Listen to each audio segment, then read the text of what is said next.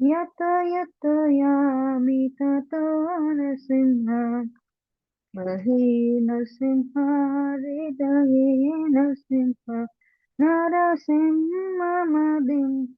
शरणं प्रपदे तव करकमलवरे नाकान् अद्भुत श्रीराम ललिता कशिपु वृंद केशवद्रीता नरहरिरूपा जय जगदीश हरे जय जगदीश हरे जय जगदीश हरे केशवद्रीता नरहरिरूपा जय जगदीश हरे जय जगदीश हरे जय जगदीश हरे जय नरसिंहदेव नरसिंहदेव नरसिंहदेव जय नरसिंहदेव जय प्रहलाद महाराज प्रहलाद महाराज प्रहलाद महाराज जय प्रहलाद महाराज जय जय प्रभुपाद प्रभुपाद प्रभुपाद जय श्रील प्रभुपाद जय जय गुरुदेव गुरुदेव गुरुदेव जय जय गुरुदेव नरसिंह भगवान की जय प्रहलाद महाराज की जय। Thank you, Savita. Om Namo Bhagavate Vasudevaya. Om Namo Bhagavate Vasudevaya. Om Namo Bhagavate Vasudevaya. ॐ अज्ञानतिमिरन्धस्य ज्ञानाञ्जनशलाकाय चक्षुरुन्मिलितं येन तस्मै श्रीगुरवे नमः। श्रीचैतन्यमनोभीष्टं स्थापितं येन भूतले स्वयं रूपा कदा मह्यं ददाति स्वापदान्तिकं वन्देऽहं श्रीगुरुं श्रीयुतपदकमलं श्रीगुरुं वैष्णवांश्च श्रीरूपां साग्रजातां सहगणा रघुनाथान्वितं तां सजीवं साद्वैतं सावधूतं परिजनासहितं कृष्णचैतन्यदेवं श्रीराधा कृष्णपदां सहगणा ललिता श्रीविशाखान्वितांश्च हे कृष्णा करुणा सिन्धु दीनबन्धो जगत्पते गोपेश गोपिकान्त राधाकान्त नमोऽस्तुते तप्तकाञ्चन गौराङ्गी राधे वृन्दावनेश्वरी वृषभानुसुते देवी प्रणमामि हरिप्रिये वाञ्छाकल्पतरुभ्यश्च कृपा सिन्धुभ्य एव च पतितानां पावनेभ्यो वैष्णवेभ्यो नमो नमः। जय श्री कृष्ण चैतन्य प्रभु नित्यानंद श्री अद्वैत गदाधर श्रीवासादि गौर भक्तवृंद हरे कृष्णा कृष्णा कृष्णा हरे हरे हरे राम राम राम हरे हरे नारायणं नमस्कृत्य नरं चैव नरोत्तमं देवीं सरस्वतीं व्यासं ततो जयम् उदीरयेत् नष्टप्रायेषु अभद्रेषु नित्यं भागवत सेवया Bhagwati उत्तमश्लोके भक्तिर्भवति नैष्टिकी। Hare Krishna. So Let me share my screen. I posted to read the preface again. Yeah. Um, how many of you read? Just raise your hands on Zoom. Excellent. Anyone else? No? Me, Prabhuji. I With Madhavi Mataji. Yeah. So thank you so much. Hare Krishna, Narmada Mataji. Welcome. Hare Krishna Prabhuji. Hare Krishna Mataji. So, yeah. Okay, let me share my screen. We are starting from beginning anyway. So we discussed the glories of Srimad Bhagavatam in our last session. One minute.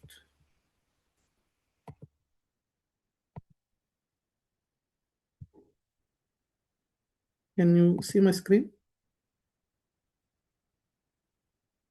Yes, Prabhuji. Excellent. Okay.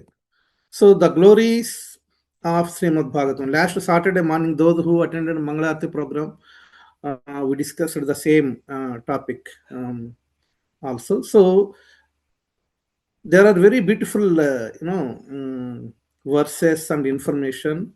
So we will recite them today.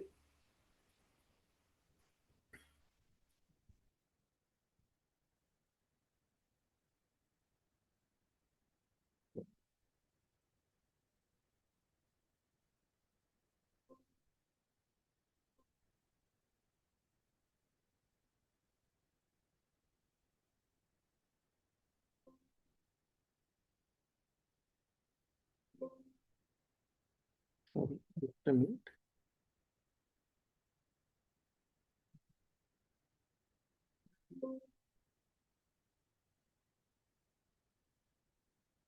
Yeah.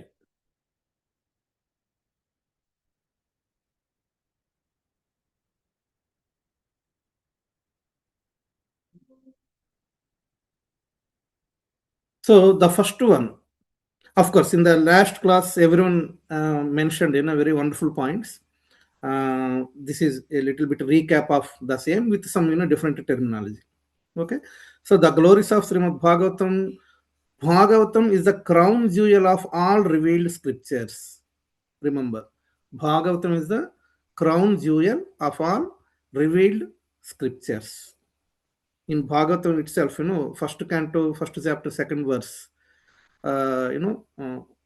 it is mentioned completely rejecting all religious activities which are materially motivated. This Bhagavata Purana propounds the highest truth, which is understandable by those devotees who are fully pure in heart. The highest truth is reality distinguished from illusion for the welfare of all. Such truth uproots the threefold miseries. This beautiful Bhagavatam, compiled by the great sage Vyasadeva, is sufficient in itself for God realization. This is a very, very important point. Yeah, this Bhagavatam itself is sufficient for God realization. We don't need to go for other scriptures. What is the need of any other scripture? Yeah, that is what Prabhupada mentioned immediately. As soon as one attentively and submissively hears the message of Bhagavatam, by this culture of knowledge, the Supreme Lord is established within the heart. Yeah. So in Srimad Bhagavatam 1.1.2, so it is described like this. Yeah. Very soon in future, we'll discuss this one. So the first one is Bhagavatam is a crowned jewel. The second one, Bhagavatam is the ripened fruit of the Vedic desire tree. Yeah. Nigama kalpa taror galitam phalam. Yeah. Sukhamukhat amruta drava samyutam. पिबत Bhagavatam रसम अलयम मुहुरहो रसिक भुवि भावुकम.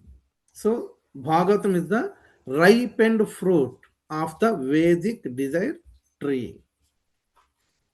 Again, in first canto, first chapter itself, O expert and thoughtful men, relish Srimad Bhagavatam, the mature fruit of the desire tree of Vedic literatures. It emanated from the lips of Srila Sukadeva Goswami. Therefore, this fruit has become even more tasteful although its nectarian juice was already relishable for all, including liberated souls. Yeah. Bhagavatam, we are conditioned souls, we are Baddha Jivas. Yeah. So by hearing Bhagavatam, by reciting Bhagavatam, we will get purification. But liberated souls, they relish more. Yeah. So they enjoy Bhagavatam, though they are liberated, and they relish it. So for conditioned souls like us, it gives the purification. For liberated souls, for Nitya Siddhas, they relish more and more and more. Okay, so that is the second one. Bhagavatam is the ripened fruit of Vedic desert tree. And next, Bhagavatam is the literary incarnation of Krishna. Yeah, so last time also, many of you mentioned this point. Bhagavatam is the literary incarnation of Krishna. Can someone read this one?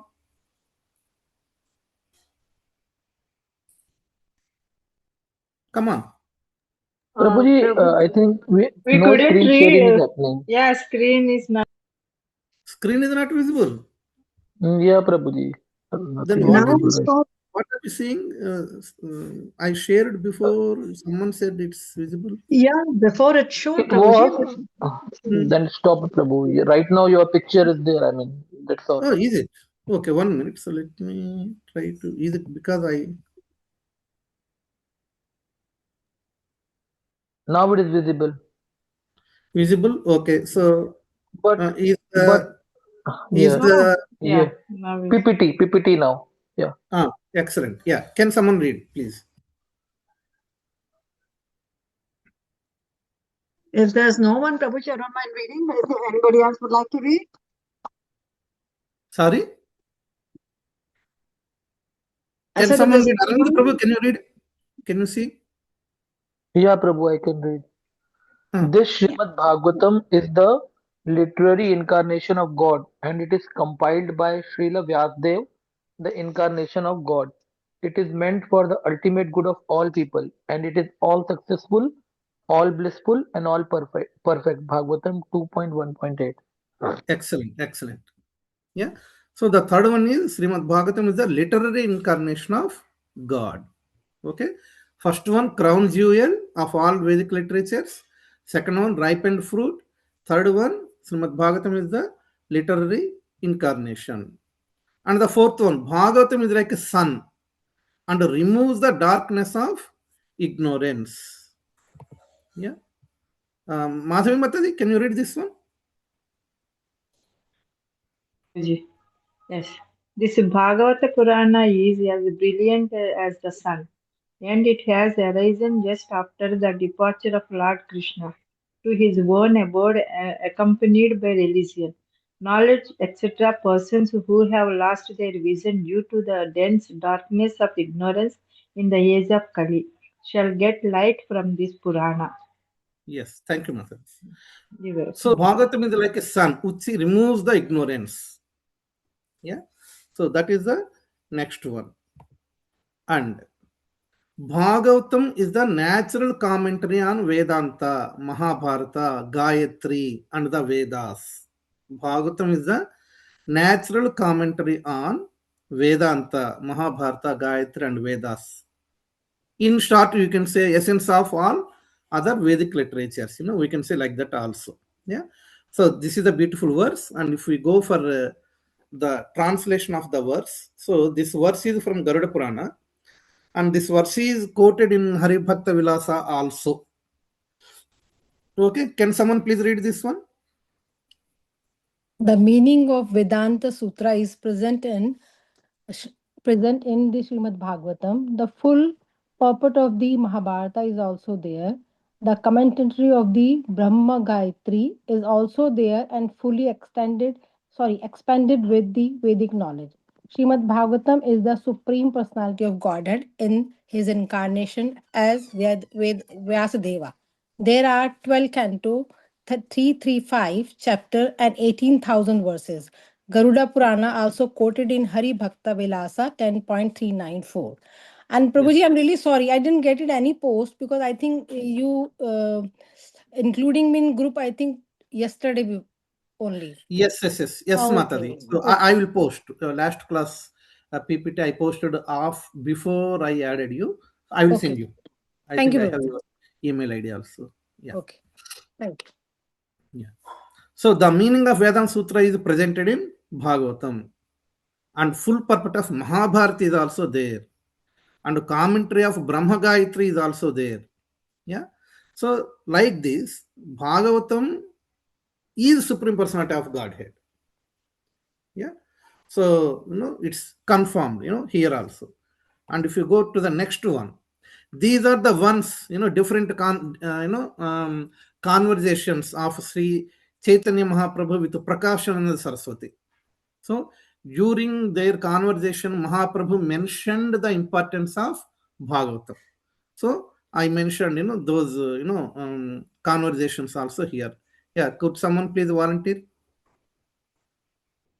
who have not read so far?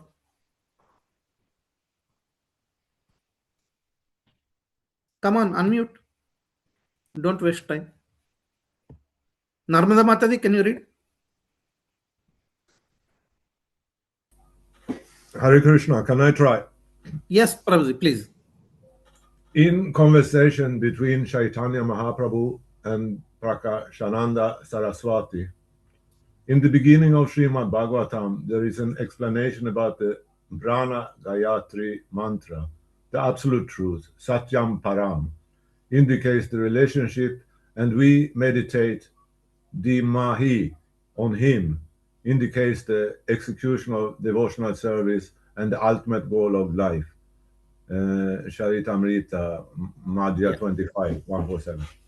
Yeah, thank you, Prabhu. Yeah. So Chaitanya Mahaprabhu is saying to Prakashananda Saraswati. Yeah. So same. Um, so Bhagavatam, there is the explanation of Brahma Gayatri. Yeah. Satyam Param, the absolute truth. Our relation with the absolute truth. And also in Gayatri Mantra, we have the word Dhimahi. Yeah. So it explains the relation. We meditate on Dhimahi. We meditate upon him. So who is that on? That is the Supreme Personality of Godhead. Okay. So that is one beautiful conversation of Sri Chaitanya Mahaprabhu. And this is another one. Yeah. Can someone else?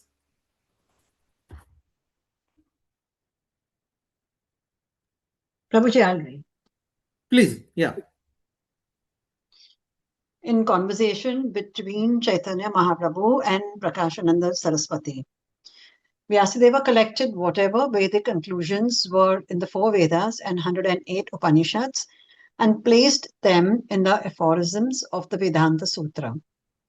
In the Vedanta Sutra, the purport of all Vedic knowledge is explained, and in Srimad Bhagavatam, the same purport has been explained in 18,000 verses.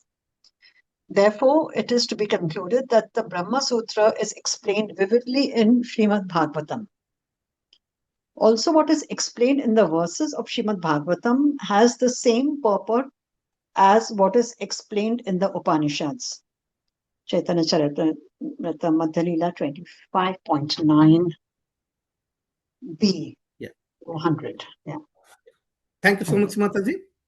So Hare this is, again, Chaitanya Mahaprabhu's conversation with, Prakashananda Saraswati, the importance of Bhagavatam. Yeah.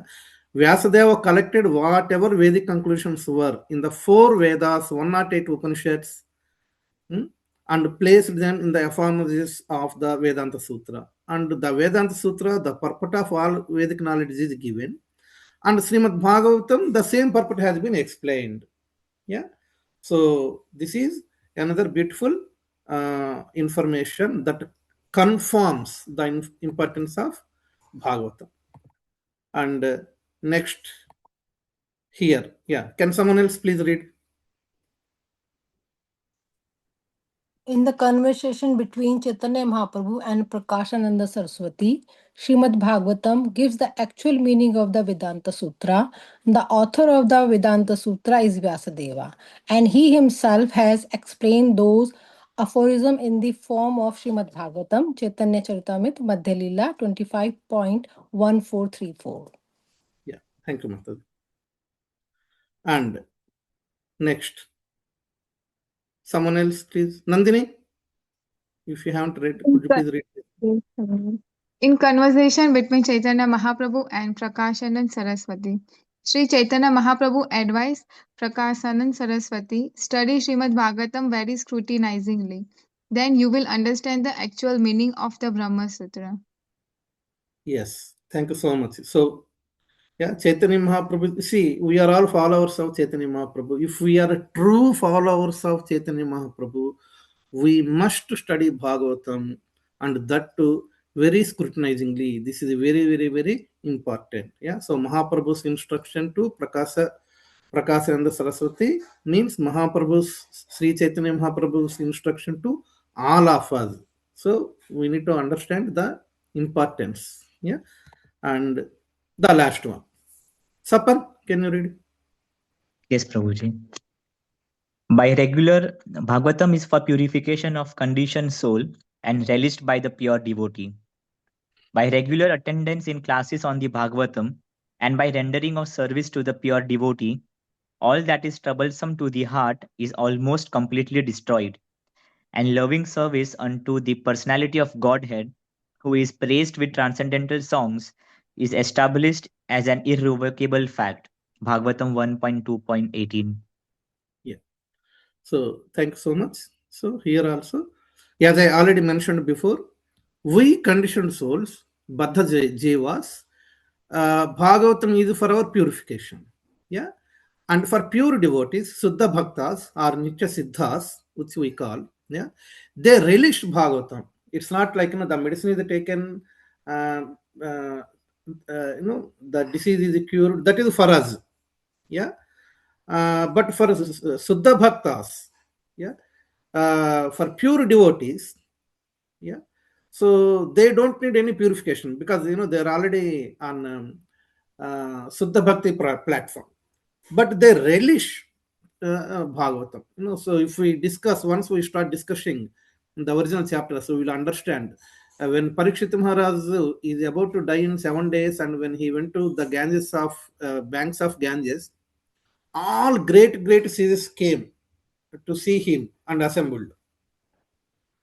And then Sukadeva Goswami came, who is a pure devotee of the Lord, and they are all hearing from Sukadeva Goswami, yeah, including Vyasadev. Vyasadev is also hearing from his son. So they are pure devotees. Yeah, of course, Parikshit Maharaj is also a pure devotee, actually. Yeah, they are all there hearing from Sukadeva Goswami and relishing Srimad Bhagavatam. So for us, it's like for our purification, and for pure devotees, it is their relishing. Okay, so that is the very important point we need to understand. Okay, so now in preface, I requested everyone to read the preface. One important point: what exactly it means by Srila Prabhupada mentioned spiritual communism. Who want to explain what exactly is that spiritual communism? That is the discussion point.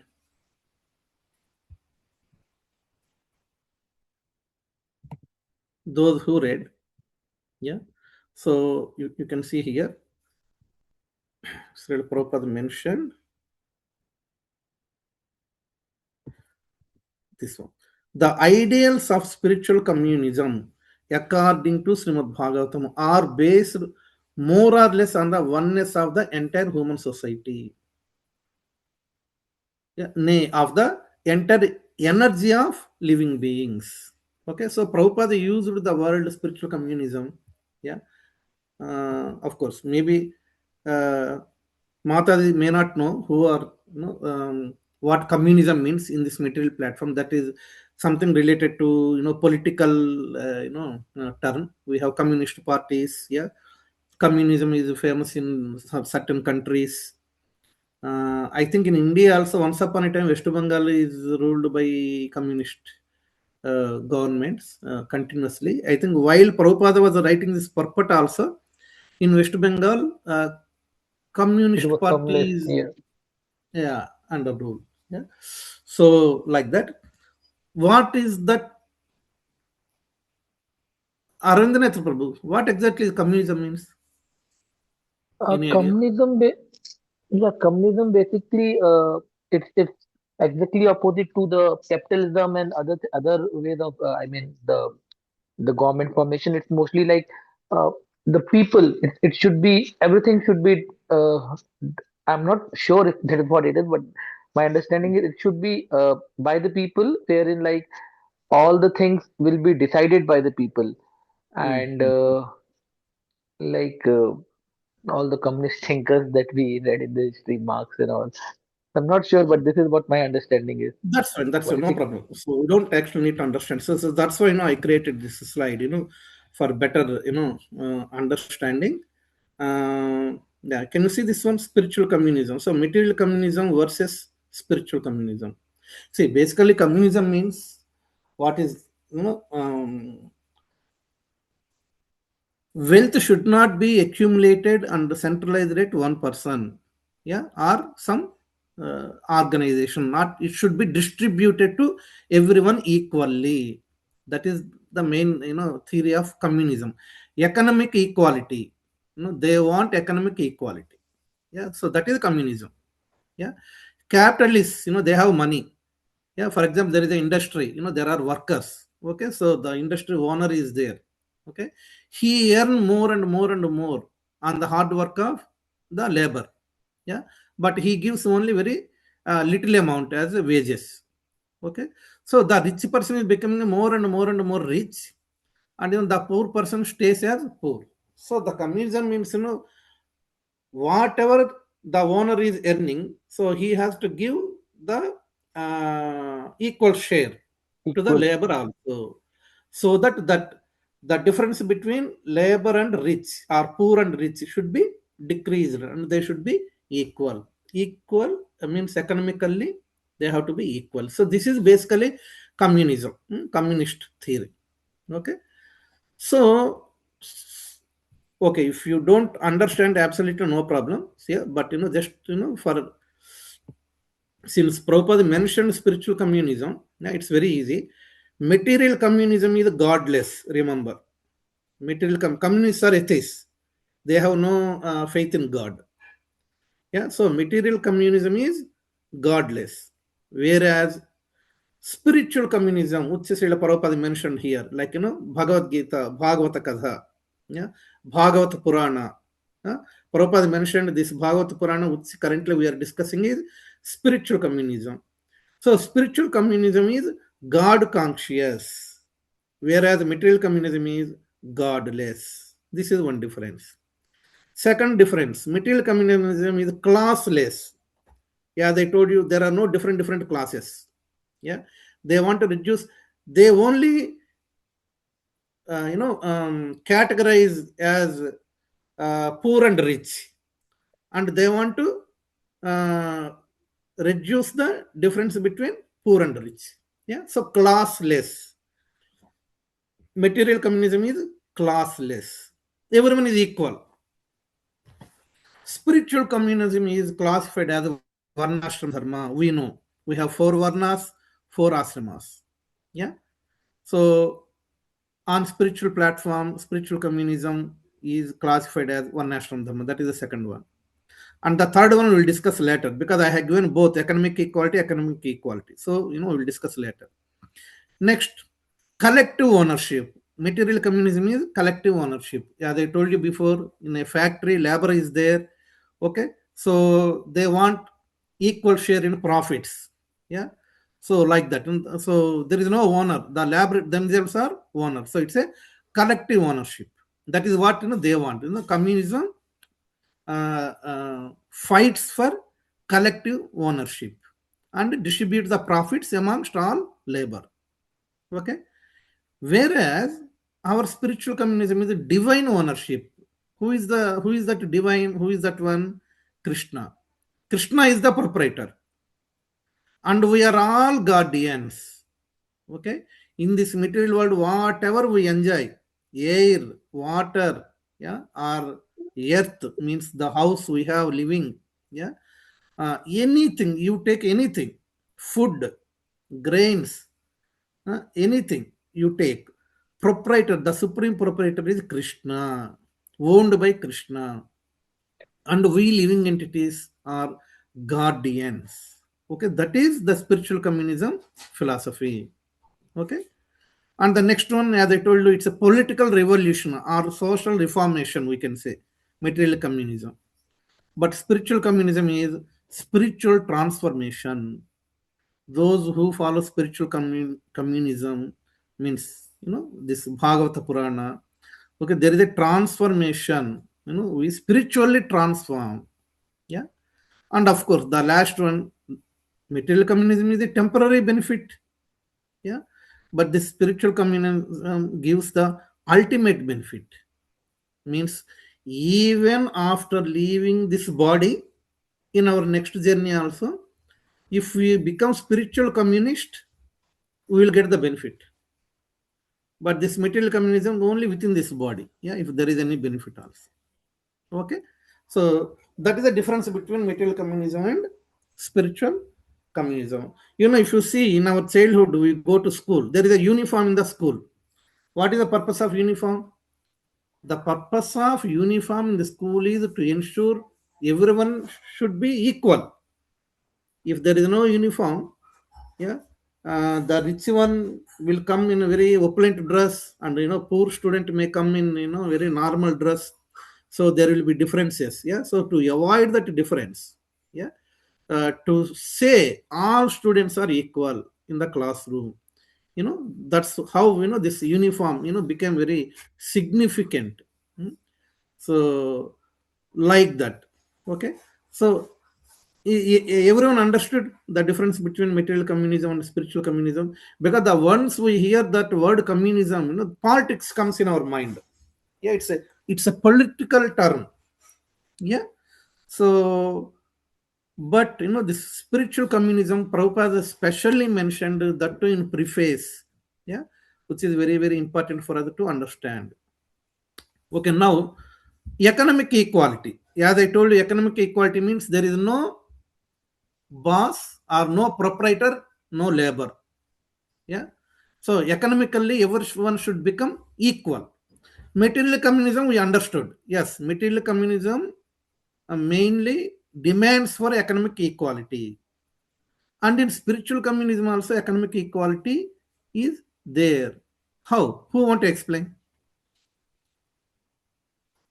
How can you say? What is the question, Prabhu? The question is, how can you explain the economic equality on spiritual platform? How can that? Hmm. Yeah.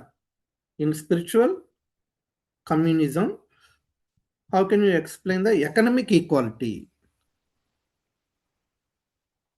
Prabhuji, Economic maybe we equality is the main root for communism actually. Yes, Mataji, Meena Mataji.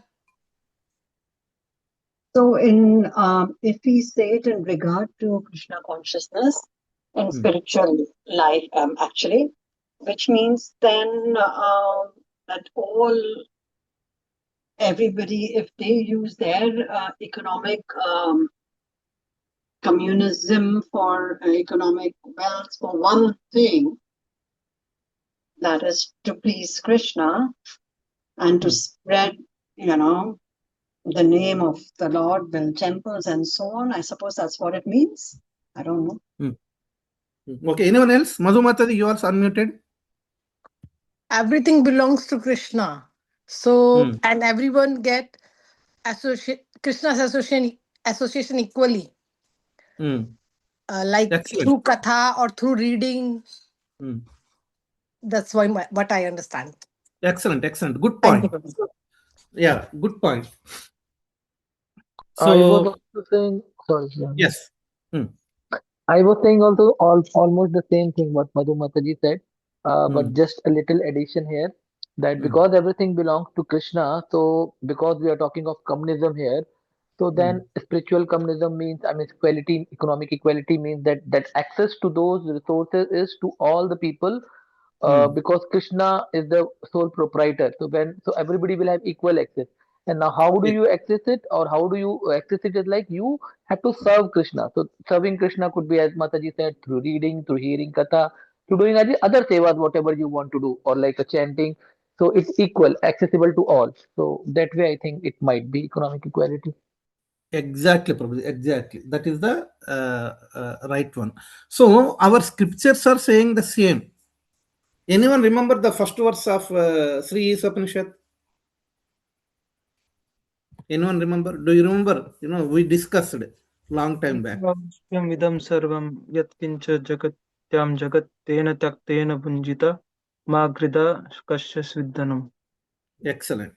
Yes. Yes. So on screen you can see the first verse of Sri Upanishad. Everything animate and inanimate that is within the universe is controlled and owned by the Lord. Sri Upanishad is saying. So everything that animate and inanimate that is within the universe is controlled and owned by the Lord. Controlled, okay, owned by the Lord. This tells Krishna is the supreme proprietor. Yeah, if you remember here in the previous slide, what exactly given here? Divine ownership. Yeah, this word divine ownership is supported here from Sri Upanishad, first verse. Yeah, Krishna is the supreme proprietor. There is another one also we need to understand. One should therefore accept only those things necessary for himself, which are set aside as his quota, and one should not accept other things, knowing well to whom they belong. Isn't it? Certain quota is allocated for us in this world.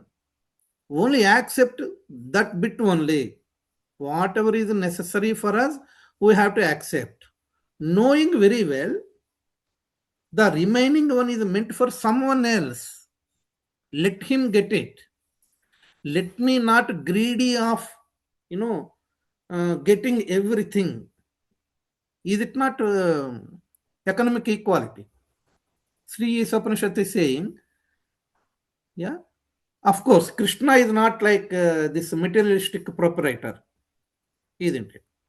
Yeah, Krishna has 6 opulences in full. Though he is giving to us many things, still he is full. Yeah, Om Purnam Idam Purnam. Yeah, 1 minus 1 equal to 1 from Krishna's mathematics. He has something, he gave to us, still he has the same. Yeah. So, but material proprietor, if they give something, some bonus to their labor, okay, he will lose some money. That's why he is very greedy. No, let me have this with me. No bonus to labor. And then they protest. Yeah. For bonus, for increments, something like that. And factory will become locked down, all these things happens. Okay.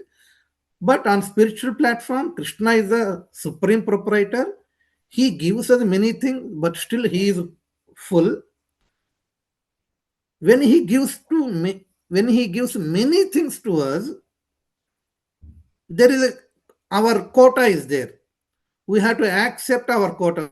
We have to accept whatever is necessary for us, and leave others, rest of the things for other living beings.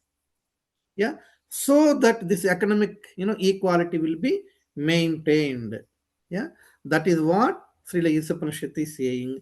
This verse fully supports spiritual communism with the 2 points. One point is divine proprietorship, yeah, or divine ownership, and the second point is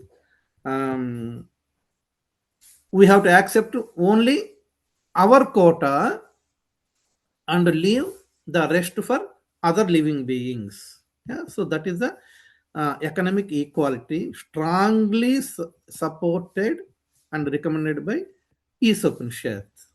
You got it now? So that's why here, just to emphasis more on this economic equality, I have given just both. So if you become a devotee, okay, you don't lose economic equality. So this is very, very important. Yeah. On top of that, many benefits are there. What are the benefits? Spiritual transformation happens. Yeah. And we'll get the ultimate benefit. And Varnashram system is as it is. See, this is again beauty. So Varnashram system, Brahmana is not higher and Sudra is not lower. It is very, very important, we need to remember. Yeah. So, but man created the difference. Oh, Brahmana is higher, Sudra is lower, like that. Okay. So, but scriptures are clearly saying all four Varnas are equal, but they are on different occupational duties. Everyone understood this spiritual um, communism and the difference between material communism and spiritual communism. Any questions? Yes, Prabhuji, now I understand what you meant. You understood? Or any questions, feel free to ask me. Okay. So now this is a very key point, so that's when I created. Anyway, I will share that slide to everyone. Now let us go to introduction. See, first line itself, I want someone to explain, except Meena Mataji. The conception of God and conception of absolute truth are not on the same level. The first statement in introduction, the conception of God and the conception of absolute truth are not on the same level. Means, what is the conception of God and what is the conception of absolute truth? Who want to explain? What is the difference between God and absolute truth? That is the key point. Anyone, see, whatever comes in your mind, you can tell, so just share whatever you feel. Since I am sharing the screen, I cannot see, who are there, the attendees, but be interactive. Don't feel shy. Whatever you feel. What is the difference between God and absolute truth? There is no difference. Okay, excellent. Ambada Prabhu said there is no difference. I mean, realistically, no difference, but by literary meaning of God uh, means means something, as we say Ishvara in Hindi or Sanskrit. So, like every activity, I mean everything that happens in the world or any activity, someone will be the source of it or the or beginner of it or someone who knows in and out of that, and then other people can learn that and do a bit of it or everything of it. Something like a car is running on an engine, so engine is the main component, so something like who's the controller, and the so that's what the exact meaning of the God is. There could be many demigods, but the God is just one who is having all the powers, all the who can control everything. So that is what is God is, and absolute truth is the same thing as as God, but I'm just not able to understand what could be the difference. Uh, I mean, because God is the controller of everything, so and He is the one who knows everything. So yeah, difference I'm not able to get it because both Yeah, look the same. Yeah. yeah, that's fine. That's fine. But thank you, Prabhu. You mentioned one beautiful point that connects. Yeah. If there is no difference, actually, there is some difference because the second line states, Prabhupada mentioned, the Srimad Bhagavatam hits on the target of absolute truth. Srimad Bhagavatam is not hitting on the target of God. Srimad Bhagavatam is not hitting on the target of conception of God. It is hitting on the target of absolute truth. Why? So that's why some difference is there. Yes, someone else is saying. Prabhuji, God means God is all powerful and merciful, all knowing based on karma. Kada. Absolute Okay. truth means he is supreme personality of the Godhead. I don't know. Then both are same, isn't it? All powerful. Supreme personality of Godhead is also all powerful, isn't it?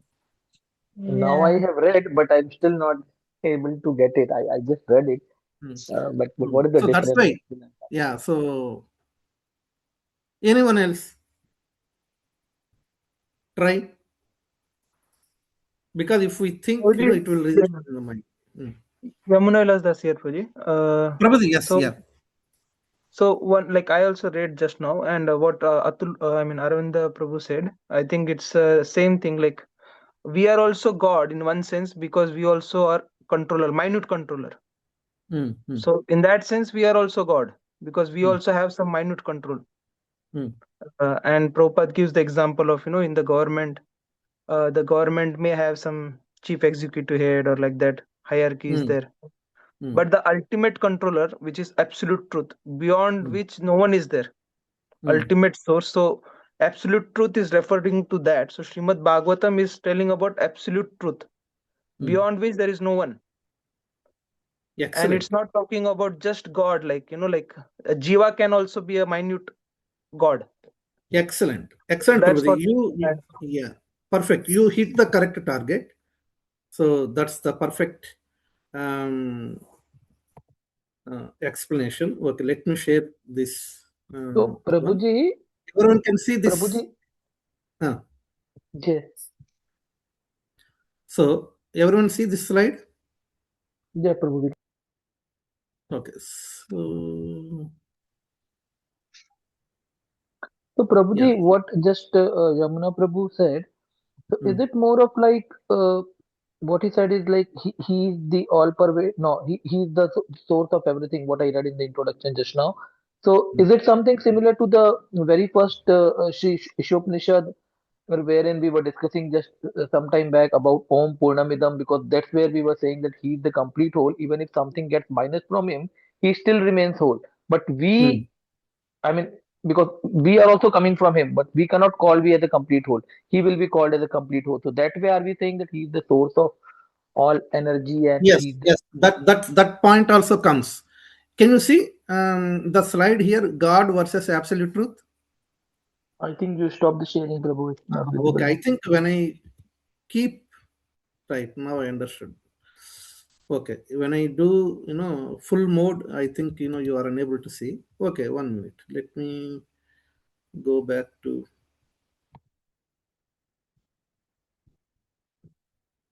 Yeah, can you see now? I think now you can see. No, Prabhu, not yet. Okay. So I think sharing is the last. Okay, let me share again.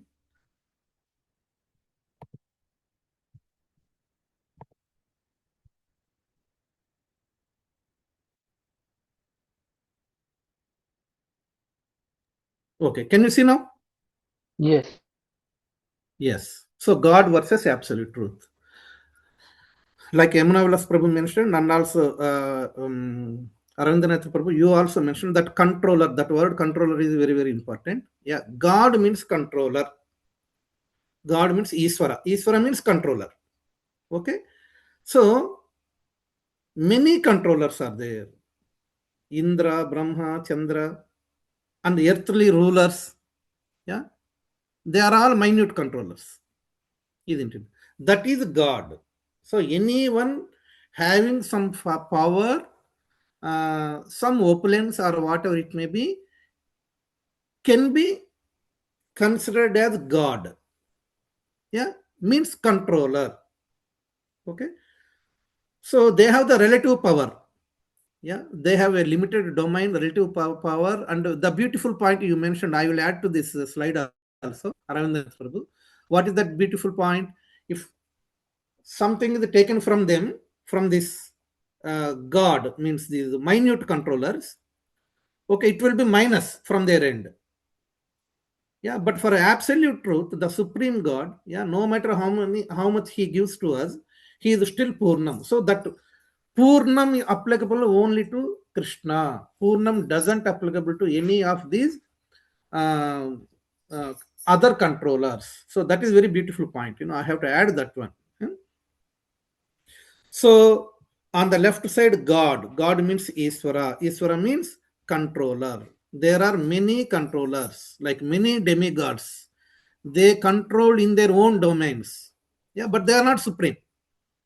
And their power is relative to their domain. Yeah. And they have limited power. Another point is they have limited power. Each god's power is limited. And the other point is they are dependent. They are dependent on whom? They depend on higher authority. higher laws, and higher authorities. So that is God. Whereas here on right side, Paramatatva, absolute truth. What is given here? Bhagavan, Paramatma, Brahman. How many of you know three types of realizations? Okay, who don't know three types of realizations? Unmute and say your name. Everyone knows? If any of you don't know the three types of realizations, please unmute. We are all learning. Okay, don't feel shy. Bhagavan realization, Paramatma realization, Brahman realization. Okay, so it means everyone knows. Yeah. Okay, so then I will ask one of you. Who want to explain? Apart from Yamuna Vilas Prabhu, Sapan, Meena Mataji. I can try, Prabhu. Arvindra Netra. Yes, yes, Prabhuji. So, the three realizations of God is, as mentioned in the slide, Paramatma. Most of the people know that inside all the beings, the Paramatma is there, or in every atom, the Paramatma is there. So, the God is all omnipresent, He's present everywhere. So, that way one can understand God. Mm. The other one is the Brahman, like from where everything emanates as per what the other philosophy says, and they don't believe after that there is some physical form of God. So Mm. that is something called as that Brahman, that everything comes and then everything goes back to it. So you attain moksha. They call it as a Mm. moksha. You combine with the all one and one Almighty. And Mm. the other realization that we talk is the Bhagwan, the complete realization, as you said, absolute truth. That when Mm. he is a Bhagwan, and if he has all the controlling power, then everything is maximum in him, as we said, complete whole.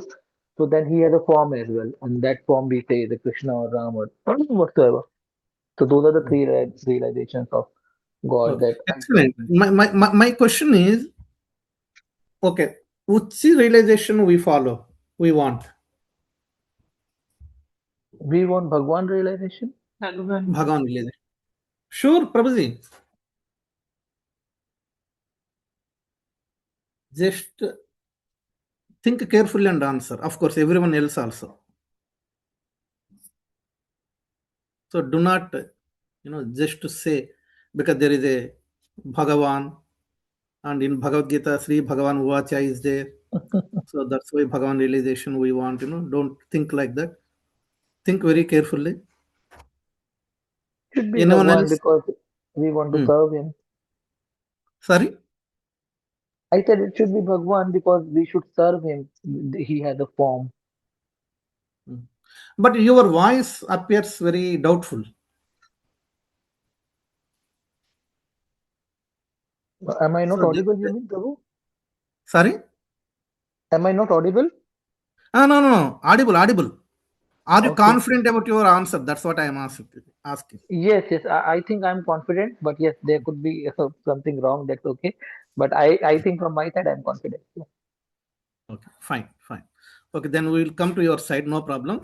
But Prabhuji, what about Paramatma realization and Brahman realization? We don't need it at all. Can anyone else answer this one? If we try to understand Bhagavan, why we are leaving Paramatma and Brahman? Who want to answer?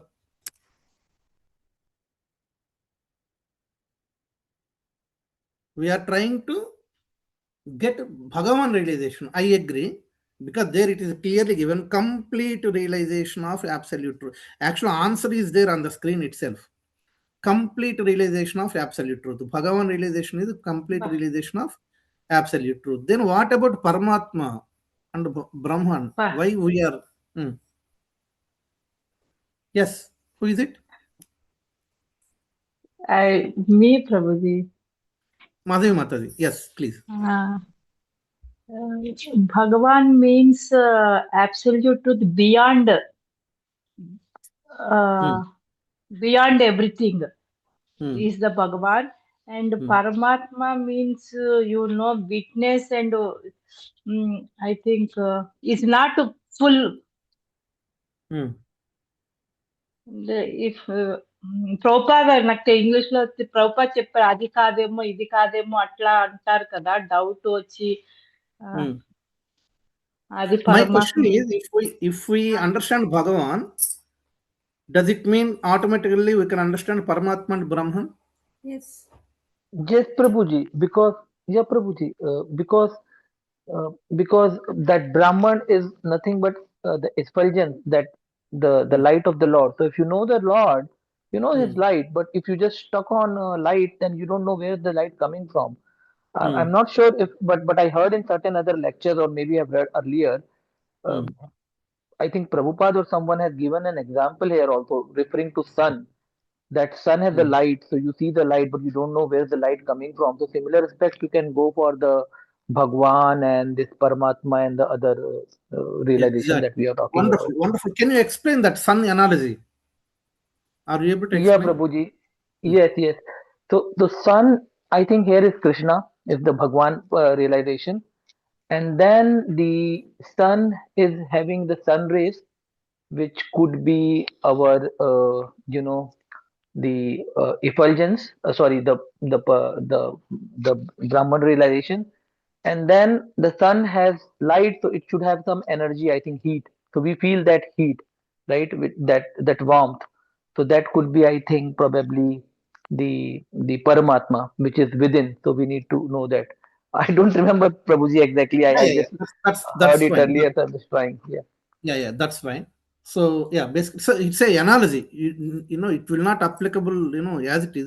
Analogy means example. To understand. Uh, I am sitting in my living room. Yeah, and today noon it's very sunshine. Yeah, I can see the sunshine coming in my room. Yeah, I can experience that sunshine. Yeah, I am sitting in my living room, and sunshine is coming inside, and I'm experiencing that sunshine. Okay, this is one. Second, I went out and I looked at the sun. The sun is there in the sky. Yeah, I can see the sun. Okay, that is the second one. The third one, I went and I entered into the sun globe. Okay, so now these are the three different types of experiences. One, I am experiencing sunshine by sitting in my living room. It's a partial experience. Yeah, and when I went outside and I saw the sun, the globe in the sky, that is also partial experience. But when I went to the sun globe personally and see, that is a full experience. Okay, this is even more easy to understand. Is I will tell you a simple, even easier analogy. Of course, we don't smell when someone is cooking, devotee is cooking in the kitchen. We don't smell. Yeah, we are not supposed to smell because it is supposed to offer to Krishna. But as an analogy, Prabhupada explained this one also. Someone is cooking, nice, dish. The aroma of that sabji is coming to the living room. Yeah, and I am enjoying the aroma of the sabji. Yeah, this is one experience. Now you tell me, is this experience, full realization? Full realization of that sabji? No. No. Isn't it? It's just a partial realization. I am enjoying the aroma of sabji. That's it. That smell. That's it. This is something similar to Brahman realization. Now what happened? I went into the kitchen. I saw my wife is cooking, and I saw, she is cooking, or, sabji is ready. I saw the sabji in the plate. I saw it, and I am appreciating that sabji. Wow, very nice sabji. Yeah. Still, this is also not full this is also a partial enjoyment of that sabji. Now I am eating that sabji. I am eating and I am relishing the taste and I am relishing the smell and everything. This is the third realization, isn't it? So this is similar to Bhagavan realization. The first one, the aroma, I smelled it and I am appreciating. It is a partial realization. It is not as equal as tasting the sabji. That is Brahman realization. Effulgence of Krishna, Brahma Jyoti. The effulgence coming from Krishna's body. Yeah? Just by understanding the effulgence, we cannot understand Krishna. Okay. Second one, I went into the kitchen. I saw the sabji, the color and everything. Yeah. That's it. I am not tasting it, isn't it? That is also partial realization. It is not as equal as tasting the sabji and enjoying. Something similar to Paramatma realization. The Paramatma resides in the heart of everyone. Yes, he is a witness of our activities and he guides us. Absolutely fine.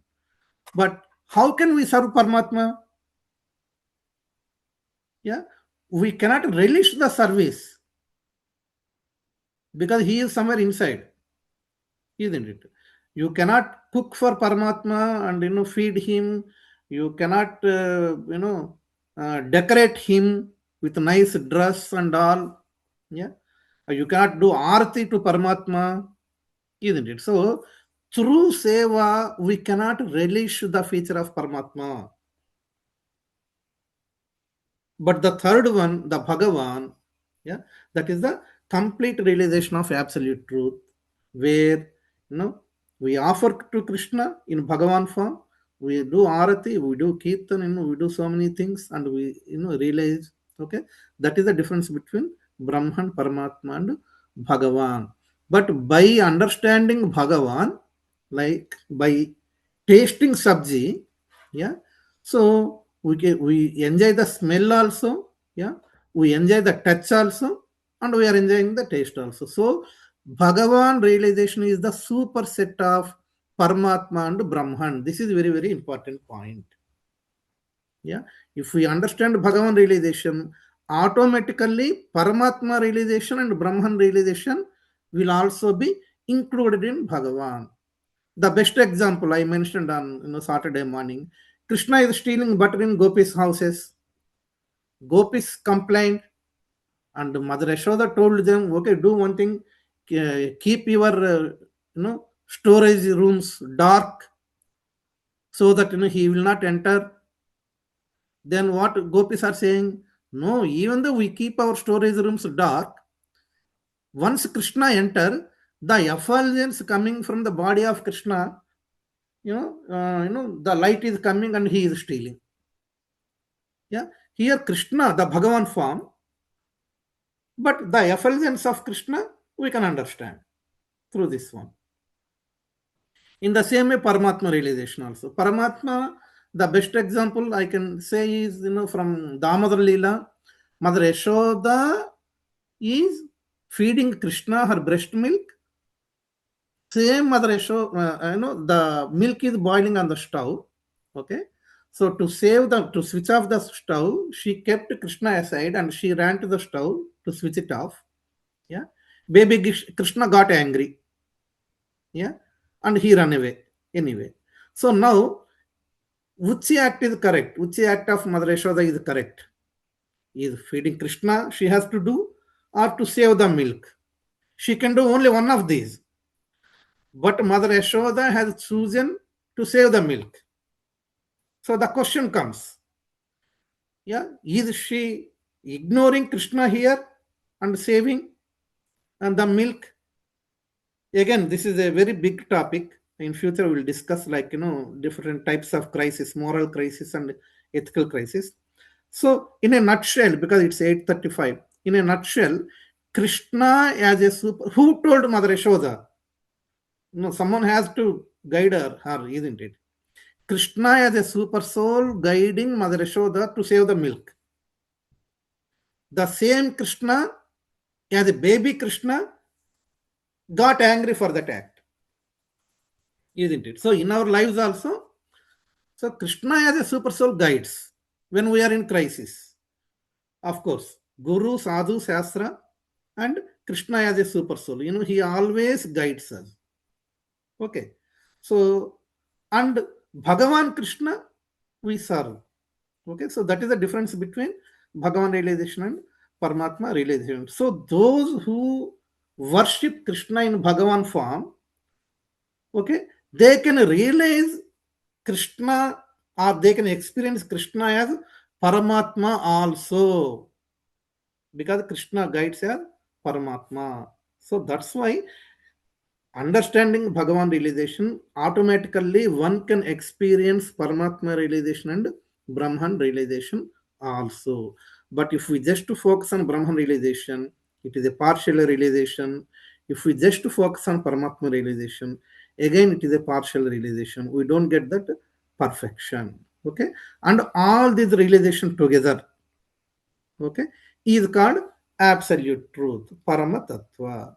In left side, God realization, God Ishwar control, there is no Paramatma realization, there is no Brahman realization, and only commonality is that person form is there as Bhagavan.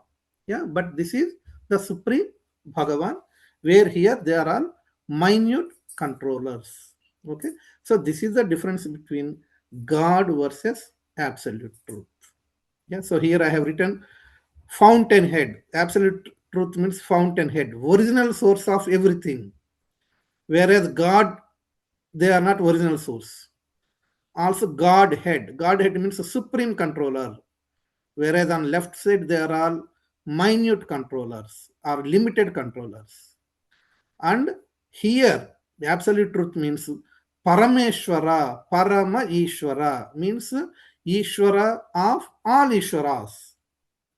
Whereas on left side they are individual, minute Ishwaras. So that is the difference between God versus absolute truth.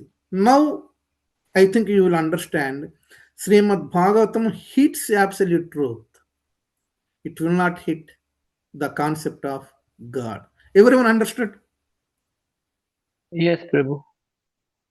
Excellent, excellent. See, first statement itself, Prabhupada has given, very, wonderful statement, in just, so that's why, we need to understand the difference between God and absolute truth. So thank you very much.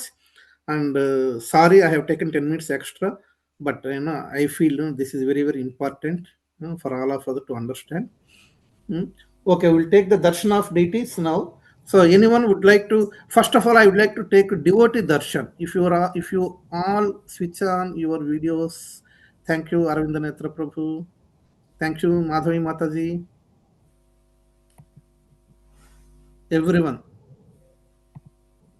Hare Krishna. Thank So, you, MLS Prabhu. Very nice to see you. Thank you, Suvidha. Thank you so much. Amada Prabhu, can you switch on your video? I don't have any video on this computer. Okay. Thank you, Sumudra Mataji. Very nice to see you. Thank you, Narmada Mataji. Hi, Ravi. Hare Krishna. Thank you Hare for joining. Krishna, Because Prabhuji. since I am sharing the screen, I don't know who are online. So I am eagerly waiting, to see. Thank you so much, Ravi. Thank you for. Hope you understood, Ravi. Yeah. Any questions, don't feel shy, Ravi. Yeah. Thank you, Okay, Meena Prabhuji. Mataji. Thank Thank you, you, Madhu Prabhuji. Mataji. Hare So Krishna. very Thank nice. you, Hare Okay, Krishna. anyone would like to share? Now, devotee darshan is over. Deity darshan. Who want to show the darshan of your deities? First, tell me so that I will move. How Yeah. to do it? How to flip the camera? Okay. Show. Do I have to screen? Do I need to do the screen sharing? You just to turn your camera towards your deities. We will take. We'll see. Is it?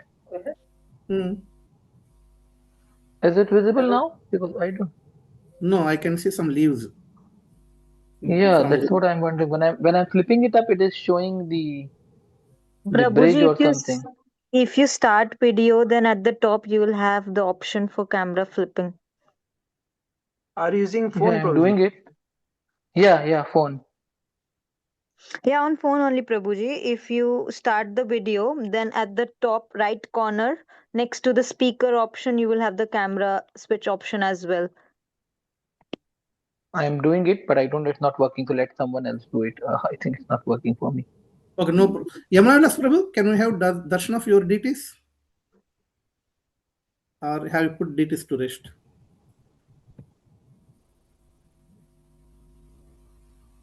Yes, Prabhuji. Just give me a few Please, yeah. seconds. Yeah. On Wednesdays, don't put deities to rest until Bhagavatam class finishes because we want to take the darshan. Yes, sir. Wait. On the top right corner. Yeah. You told you only for No, Hari but Bol. Yes. Yeah. Keep it like I that. Excellent. do. Hare Yeah, you can Krishna. see it. Thank you. Everyone can see the deities of Yamanavilas Prabhu. Very beautiful Yes.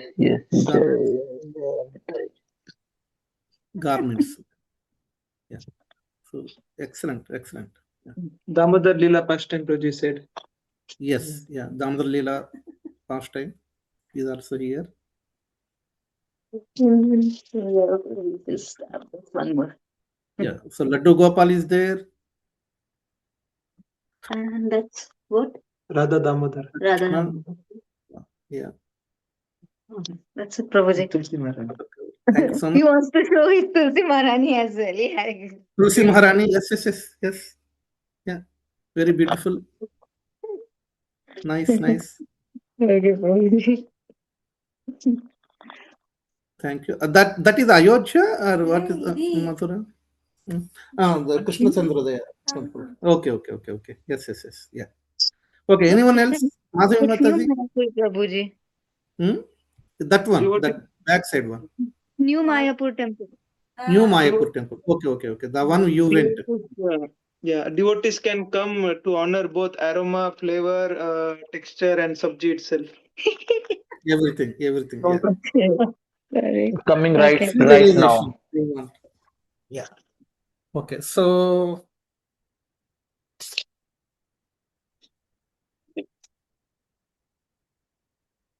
you can take the darshan. Can you see? Yeah, yes, Prabhuji. Front feet. Jai. Gaurnitai. What's happening? Jagannath Baldev Subhadra. Jai. So thank you so much, everyone. So I will share the slides, and what I request you is now, before next class, please read the complete introduction, and we will continue our discussion. Yeah. So okay, thank you so much. Hare Krishna. Thank you, Prabhuji. पतितानां पावनेभ्यो वैष्णवेभ्यो नमो गौर